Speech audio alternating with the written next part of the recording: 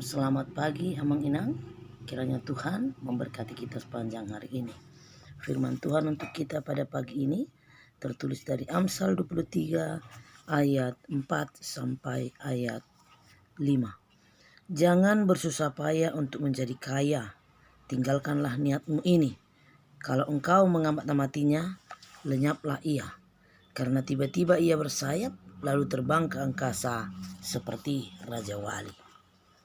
Bapak Ibu, Amang Inang, saudara sekalian, seorang anak, apalagi kalau kehidupan keluarganya terasa masih kurang, yang ditanya secara tiba-tiba tentang apa cita-citanya, pasti akan menjawab, apa cita-citamu?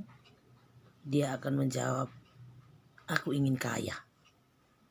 Salahkah jika ada keinginan dari seseorang untuk menjadi kaya?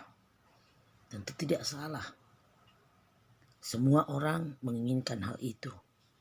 Karena kekayaan akan membuat orang tidak perlu khawatir tentang apa yang akan dia makan, apa yang akan dia pakai, di mana tempat tinggal, bisa sekolah atau bahkan memilih sekolah di mana.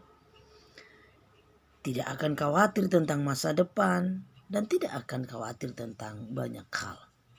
Bahkan dia tidak akan khawatir tentang bagaimana dia besok, bagaimana dia saat besar nantinya. Karena seolah-olah ada jaminan bahwa segala sesuatu bisa diperlengkapi dengan kekayaan, dengan uang, dengan harta.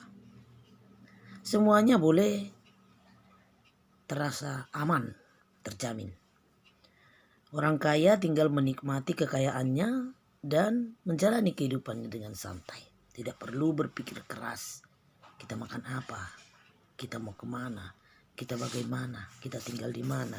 Dan lain sebagainya. Masalahnya, benarkah kekayaan bisa membuat orang tenang? Ketenangan seperti apa yang dibayangkan? Lalu benarkah orang kaya tenang?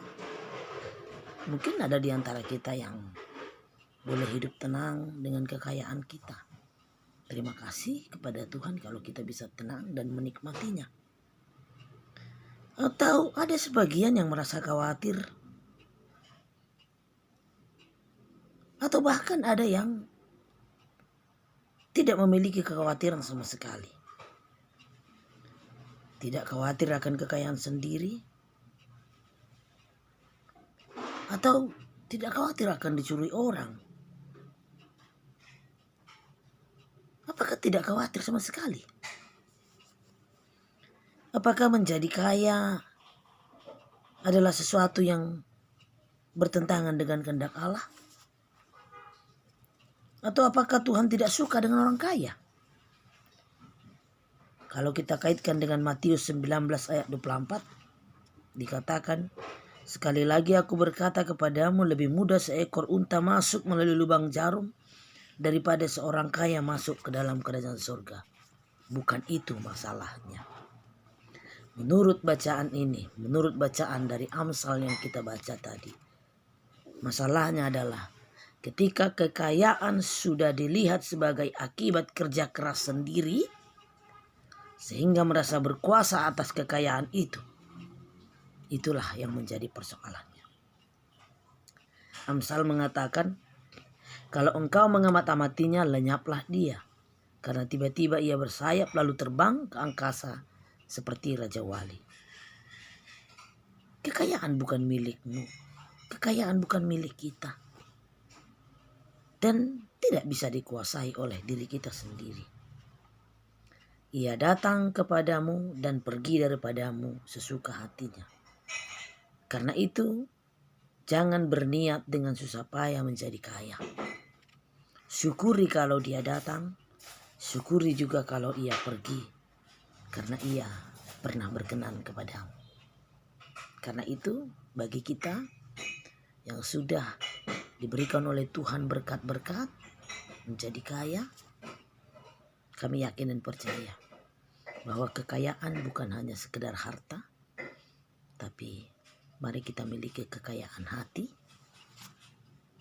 Sehingga apa yang sudah Tuhan berikan sebagai kekayaan bagi kita, kita syukuri, kita nikmati, dan kita pakai untuk kebahagiaan kita dan kemuliaan Tuhan. Kita syukuri. Tapi ingat, bagi yang masih hidup biasa-biasa saja, masih hidup bahkan ada dengan kekurangan, syukurilah bahwa bukan harta yang menyenangkan hati, tapi kasih Tuhan yang tinggal di dalam hati kita. Percaya, masing-masing manusia punya berkat yang berbeda. Hanya satu, ingat, kita berasal dari sumber yang sama, Tuhan Yesus Kristus, Allah Bapa, dan roh yang sama Dia berikan untuk kita selalu hidup dalam rasa syukur, rasa mencukupkan diri akan semua yang ada.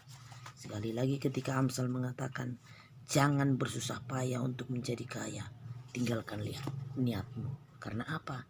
Ada banyak orang merasa bahwa kesuksesan, kekayaan yang dia dapatkan adalah dengan usahanya sendiri. Bukan, itu karena berkat Tuhan. Karena usahanya sendiri, bekerja keras dan lain sebagainya, maka dia kaya. Bukan. Tapi kerja keras atau tenaga yang dia punya, yang dia miliki, diberkati oleh Tuhan, maka dia boleh mendapatkan segala sesuatu yang dia harapkan, kekayaan, kehormatan, kesejahteraan. Itu adalah berkat Tuhan. Bagi kita yang belum dan hidup biasa-biasa saja, sekali lagi, mari bersyukur apapun keadaan kita. Ketika Tuhan mengizinkan kita kaya, mengizinkan kita hidup dengan sejahtera, terima kasih kepada Tuhan. Syukuri. Dan jika kita hidup seperti ini, biasa-biasa, syukuri. Tuhan memberkati.